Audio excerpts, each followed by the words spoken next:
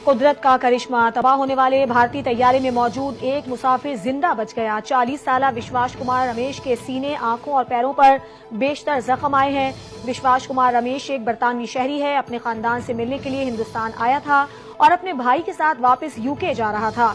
विश्वास कुमार ने बताया, टेक ऑफ के 30 सेकंड बाद एक जोरदार आवाज आई और फिर तैयारा गिरकर तबाह हो गया। ये सब बहुत जल्दी हुआ।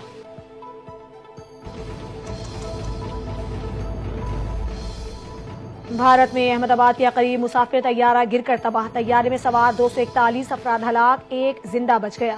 भारतीय मीडिया के मुताबिक तैयारे में 169 भारतीय, 53 बरतानवी और कैनेडियन और 7 पुर्तगाली मुसाफिर सवार थे। हादसे के शिकार तैयारे में 11 बच्चे भी सवार थे। तैयारे के मुसाफिरों में साबिक वजीर आला गुजरात विजय रूपानी भी शामिल। तैयारा अहमदाबाद एयरपोर्ट से लंदन जा रहा था। उड़ान भरने के कुछ देर बाद ही डॉक्टर्स की हॉस्टल की इमारत पर गिरकर तबाह हो गया।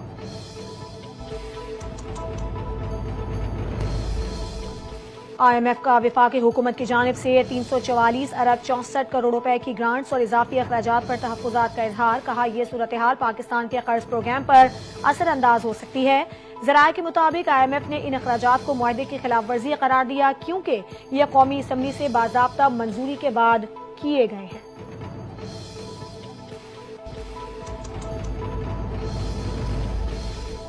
वफाकी हुकूमत का सेल्स टैक्स रजिस्ट्रेशन को बढ़ाने, टैक्स चोरी रोकने के लिए सख्त एक्शन का फैसला। मुजवजा तरमीम के तहत कमिश्नर को इख्तियार हासिल होगा कि वो बैंकिंग कंपनियों, शेड्यूल बैंकों और मालियाती इदारों को गैर रजिस्टर्ड अफराद के अकाउंट्स को मुंजमद करने के अहकाम दे सकें। मुजवजा तब्दीलियों में सख्त सजाएं शामिल हैं, जिनमें 10 साल तक की कैद, 1 करोड़ रुपए तक के जुर्माने और होने वाले टैक्स नुकसान के बराबर इजाफी जुर्माने शामिल हैं।